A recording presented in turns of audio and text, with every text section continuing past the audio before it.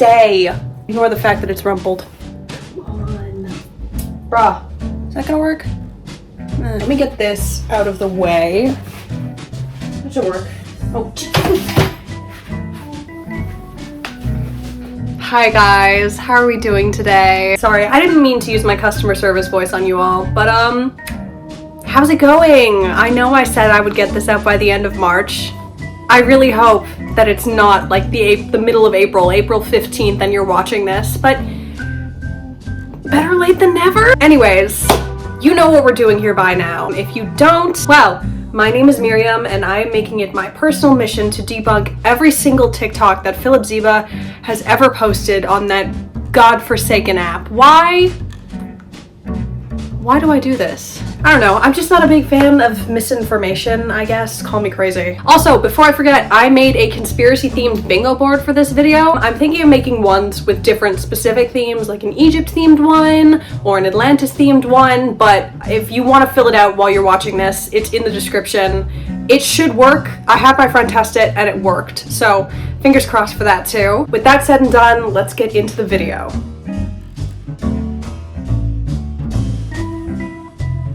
Where we last left our subject friend, he was berating one of my primary topics of study for the sake of entertainment, misinformation, and by that I mean he asked ChatGPT to generate him a conspiracy theory and then just posted that and went with it. We begin today with a hypothetical about portals. I don't know why, actually, I never know why with Philip, but he really can't help the sexual innuendos. Can a viewer file a complaint? I feel like he might be leaving a snail trail on my screen or something. Going straight into the grifting, ancient space tech!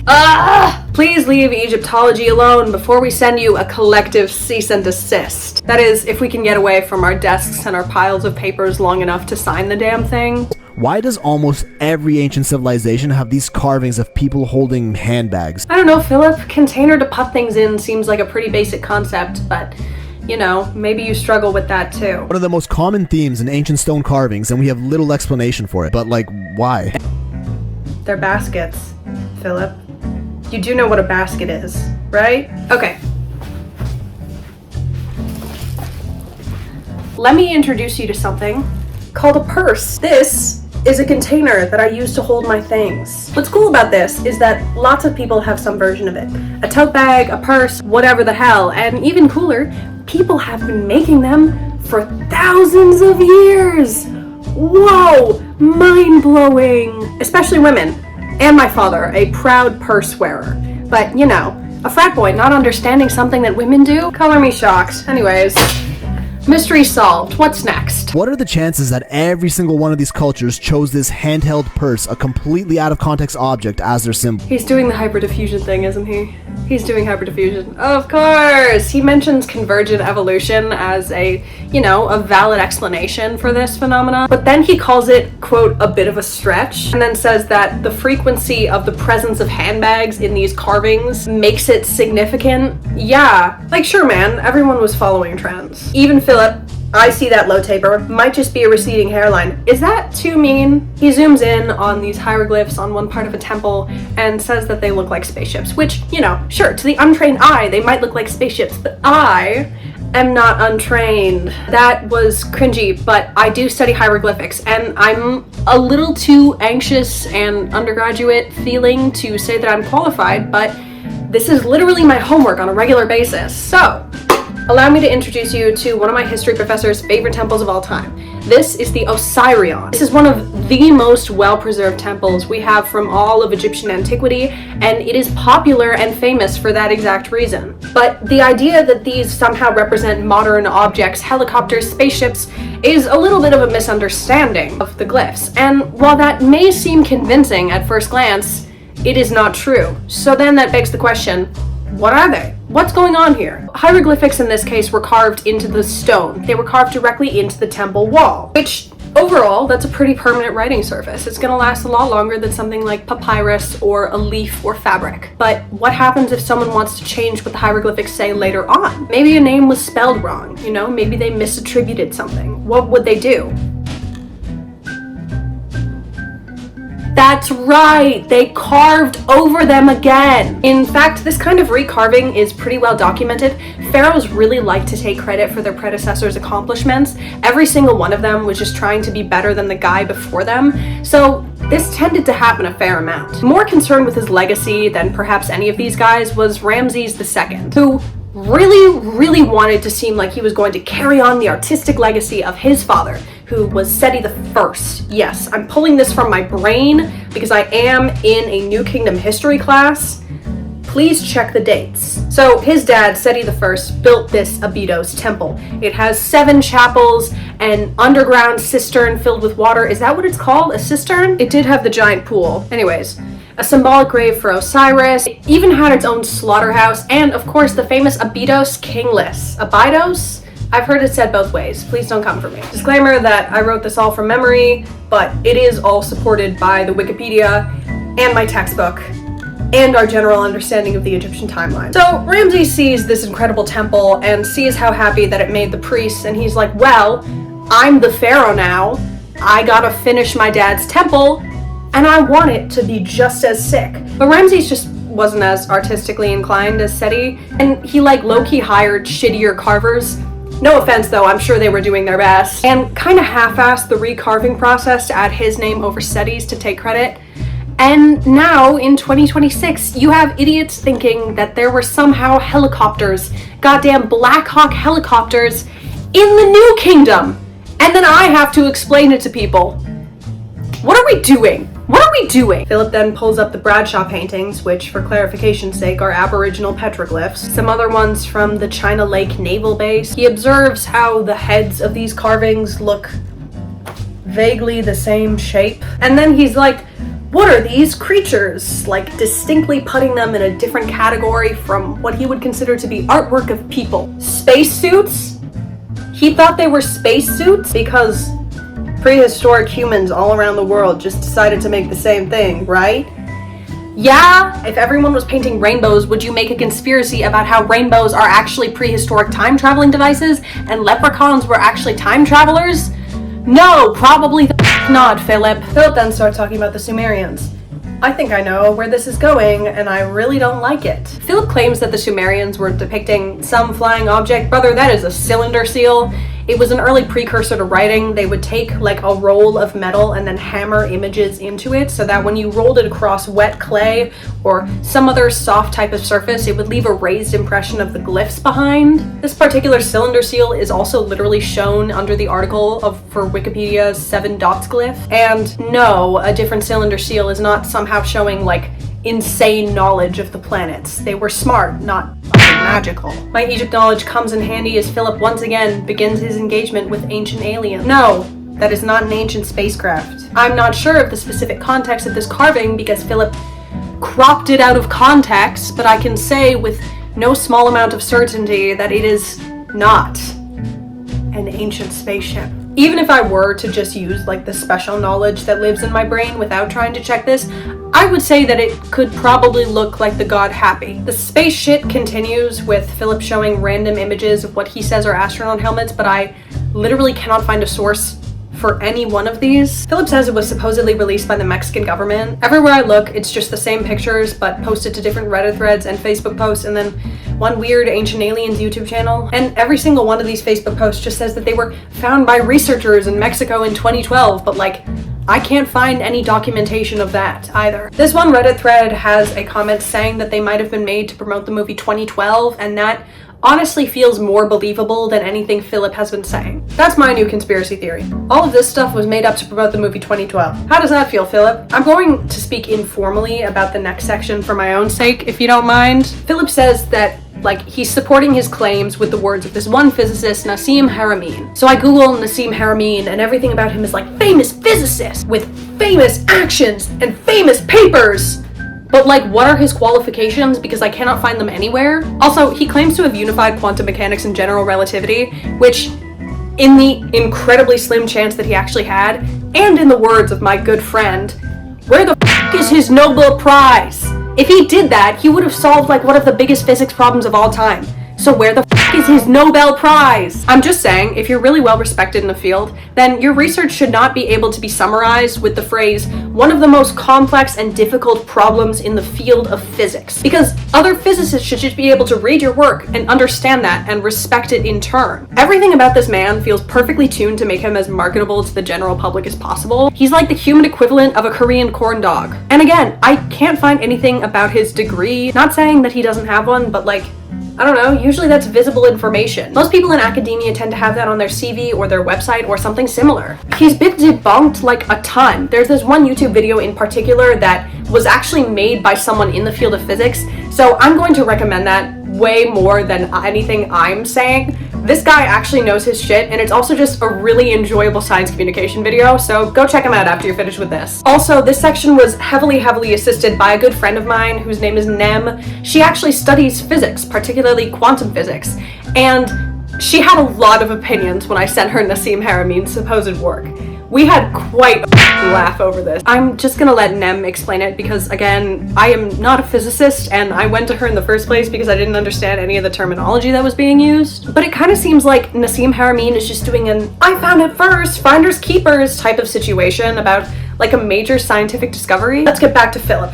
Shoo, Nassim, more spaceship bullshit. I'm not gonna waste time on each of these. Again, no sources for the ancient space people bullshit that aren't just Facebook, Twitter, random people making things up. Philip ties up his video with this comment. This man really likes to emphasize just how primitive and stupid early humans were, huh? Even like racist microaggressions aside, which I'm being very charitable here, Philip, that is just how myths are made. Stupidity, not aside, but let's like step around it for a second. There are a few specific implications of this video, Phillips, that I want to highlight here. One, that societies all around the world were developing the exact same types of technology all at the same time. This sounds true at face value because it's something that does and can happen. A lot of societies concurrently developed things like boats. That does not mean they were venturing into outer space using secret laser or nuclear powers, which is what Philip wants you to think. Two, that these technologies are more advanced than we, the public, know, or more underhandedly, as his implication seems to be, more advanced than we are allowed to know. Three, that the more plausible explanations appearing in carvings, writings, etc., i.e. that baskets are used for carrying things, are somehow invalid, and that therefore there is some sort of time travel, alien intervention, advanced secret space technology that explains them. And finally, that these societies were too primitive, his words, not mine, to fully understand this alien intervention, ancient technology, or whatever. And so they articulated this through the same creation myths. So, to recap, in Philip's version of the world, ancient, for example, Sumerians, Mesopotamians, ancient Polynesian people, all of these people concurrently were visited by time travelers, maybe some kind of alien race. I don't know, they developed space technology somehow, and if they did develop space technology or they were visited by aliens or whatever, they were too, quote, primitive, his words not mine, to understand it. And so to articulate that, they created a creation myth that he says is identical to each other, and that they showed this through their carvings of baskets.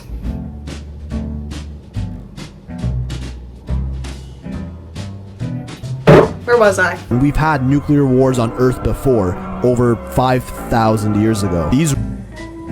I thought it couldn't get worse. His evidence, he claims that Mohenjo-Daro is partially turned to glass from the nuclear blast.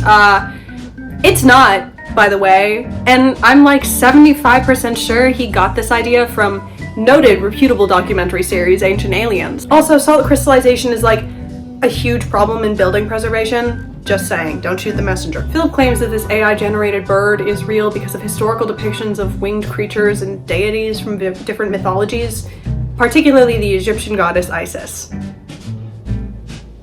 Okay!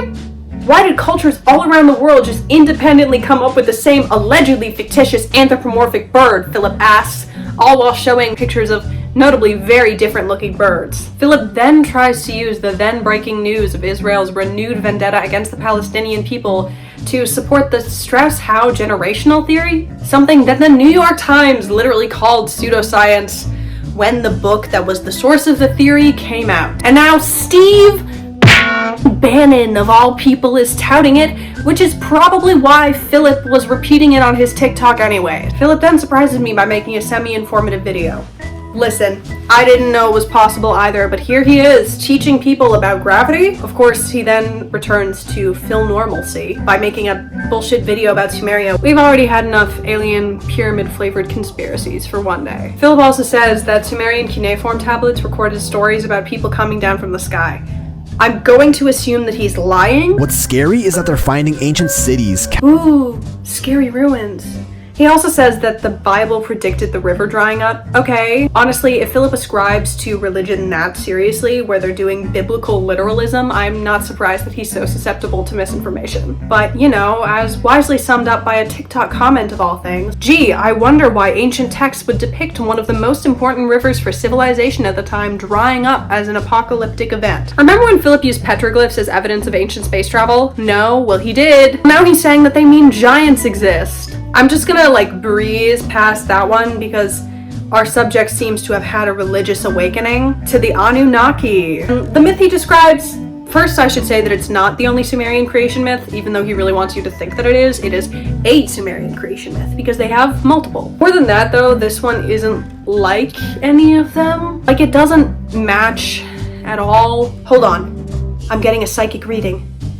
It couldn't be. No. This is bullshit! Philip is touting a made-up Sumerian creation myth and mixing it with what? The Nibiru Cataclysm! A beloved conspiracy of rave-goers and LSD users alike, and the Venn diagram of those is very rapidly approaching a circle anyways. But it's also mostly just fear-mongering about, planet Earth getting destroyed. Overall, not a fan, -2 out of 10, try harder. Cause let's be real, Planet X, very much hypothetical. Why are we trying to crash the fucking markets?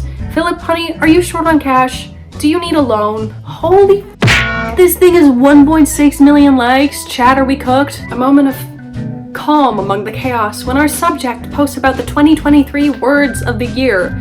You know, as a linguist myself, I really do appreciate this boots on the ground journalism. Ancient Egyptian tombs inside the Grand Canyon. I know I just said that I appreciated one of his videos, but I'm retracting that comment now. Here's an entire Wikipedia article dedicated to debunking this conspiracy theory as a form of yellow journalism. So, you know, skill issue on his part. And frankly, this is a little bit nitpicky of me, but his following video about MK Ultra and the CIA just kind of misrepresents a lot of things that the United States government did. MK Ultra wasn't just trying to make mind-controlled assassins. It actually started because American prisoners of war in overseas combat situations who had gotten captured by communist forces, namely in Soviet Russia. These men were being seen in videos proclaiming allegiance to communism and swearing off capitalism forever. Yes, the idea of the United States government lacing people, including their own CIA agents, with things like acid sounds really funny, especially when you consider that their eventual goal was to try and make Fidel Castro an American agent. But joking about this and misrepresenting it, in my opinion, only further allows the United States government to get away with this sort of thing. MK Ultra was ostensibly a torture program conducted on American citizens and Canadian nationals. A torture program for random people who often thought that they were receiving treatment. But when they agreed to treatment with this doctor, without knowing it, they were signing their lives away to often be locked in a room for days on end without any sort of simulation to see how the mind performed in complete isolation. Or they were subjected to repeated electrical shocks with the goal of wiping the mind into a blank slate in the hopes that they could then project their own ideas and agendas onto it. Of course, this program failed and ultimately was shut down, but not before tens and tens of people were subject to this torture, with horrifying results. And Philip lumping this in with the rest of his conspiracy videos in what he calls a top 5 type of video is just painfully irresponsible in my opinion and kind of gross. This is a situation where victims of MK Ultra are actively struggling to have their pain be recognized at a federal level. In other news, Philip seems to believe that a fossilized rock contains a microchip.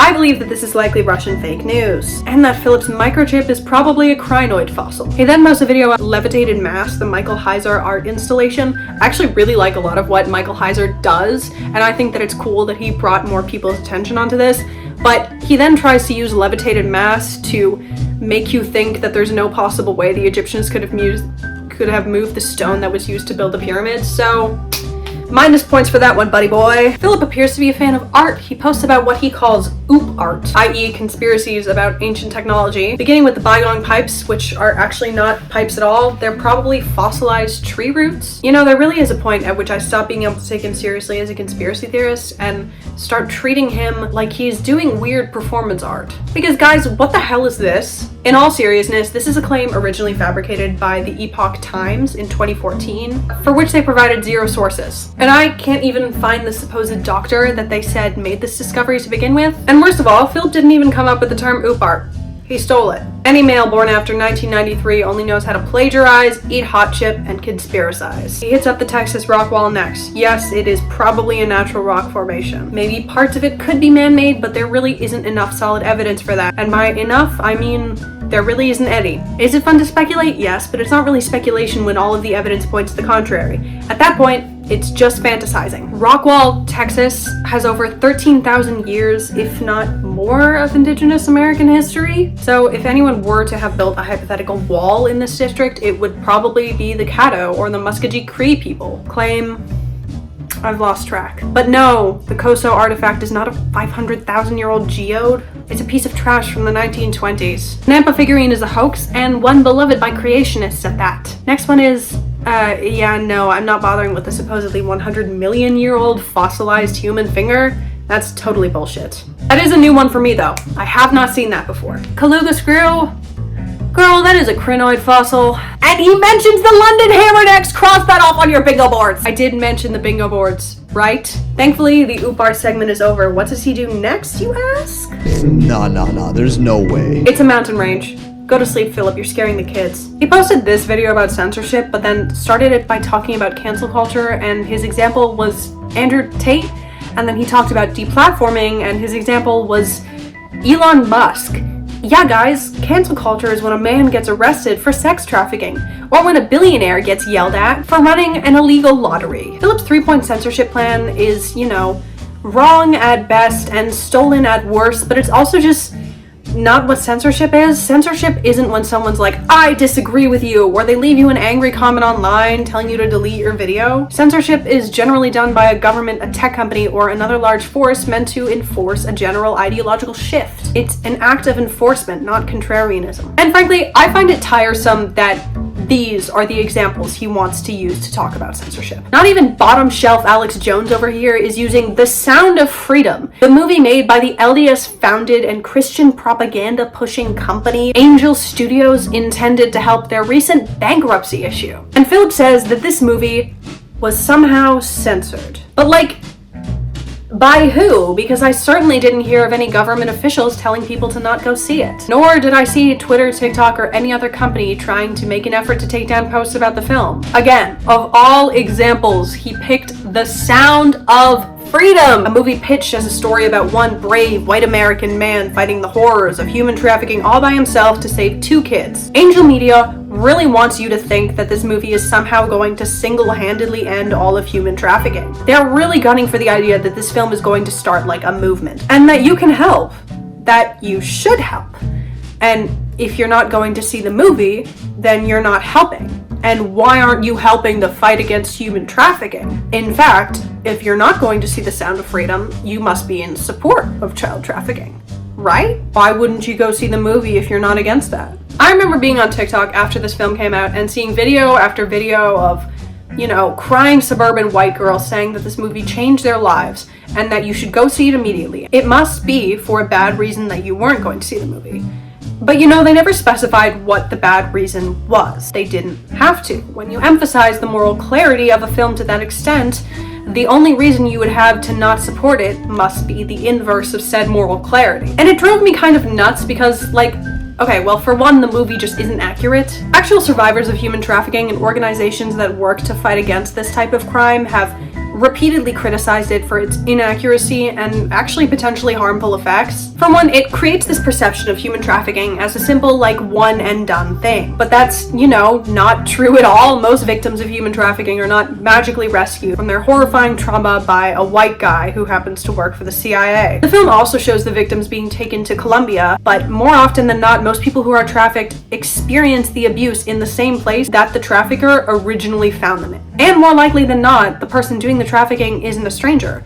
It's probably going to be someone's intimate partner, a family member, someone they actually know. It's created this image of human trafficking, particularly sex trafficking, even though I'm pretty sure one of the most common types is actually labor trafficking. But it's created this image of the crime as something that like looms around every corner. And PSAs started popping up all around TikTok and Twitter and everywhere else about, signs that you're being flagged for human trafficking. Most of this was posted by some upper middle class woman living in Cleveland. Not that bad things don't happen to that kind of person, obviously, but that really isn't the demographic of people who get targeted for human trafficking. It's normally homeless people, people living on or below the poverty line, women and children of color, people who have already experienced a domestic violence instance in their lifetime. It's people that systems won't notice missing. Children whose parents or siblings won't report their disappearance to the police. Again, not that these things can never happen in a Target bathroom or whatever, but that was somehow what people came away from the movie with. That the Sound of Freedom and Angel Media were here to stop human trafficking, which was a real, present, and imminent danger for everyone, especially people like you specifically, the viewer of this movie, and worse than everything, that the left somehow didn't want you to see this movie. If you want to talk about censorship, let's take a look at what social media companies have been doing for the last few years. In 2023, right before Philip posted this video, Twitter was called out for suspending the accounts of Palestinian journalists. In November of 2025, fairly recently to when I'm filming this in March of 2026, YouTube removed over 700 videos of the Israeli occupying force and its government committing Palestinian human rights violations. And this is just me talking about Palestine. What about Sudan? What about Cuba or the Congo? There are countless examples we could use to discuss about actual censorship, and yet Philip chose the example of a movie that was literally shoved down our throats by everyone in the country with a bad spray tan, a poorly matched concealer, and a $10 dye job done in somebody's sink. Does that seem like censorship, Philip? Because it sure as hell doesn't to me. Oh, and the film was full of QAnon bullshit. What's QAnon, you say? So one of the articles that Philip flashes on his TikTok about the movie references QAnon. And I don't really want to have to do a full QAnon deep dive here. Maybe further down the line I'll do one. But here's the quick and dirty. QAnon emerged in 2017 due to someone or multiple someones calling themselves Q. Those claims were then pushed and altered by a different group of influencers. 4chan posts, Reddit threads, etc. You get the idea. The core beliefs of this messy, large organization that grew around the false, fabricated claims of Q was primarily that there was a satanic cabal of elites that were committing child sex trafficking en masse, that they were in league with the deep state, and that Donald J. Trump was somehow leading the charge against this satanic group.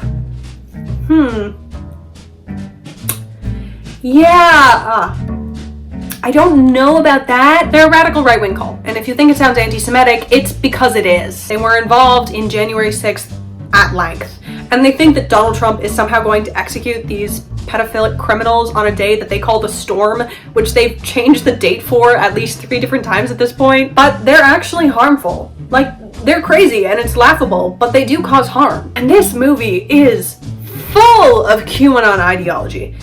Really, the notion of Satanists controlling the world, at minimum, that's a QAnon thing. But again, the lead actor in The Sound of Freedom is low-key a member of QAnon. And the real-life guy behind the movie, Tim Ballard, has literally gone on record spouting QAnon-specific ideology, deep rabbit hole QAnon shit, a bunch of times. So just so we're clear, Philip used his platform of millions of followers to cry censorship about a right-wing funded, QAnon-supporting movie that helped create a false idea of child trafficking in the eyes of the world, basically. Instead of, supporting the voices and the stories of people who have actually experienced child trafficking, or supporting organizations that work to fight against child trafficking, for which I have linked several in the description. If you actually want to contribute to these organizations, I would highly recommend that you do so. Again, Philip chose to do so,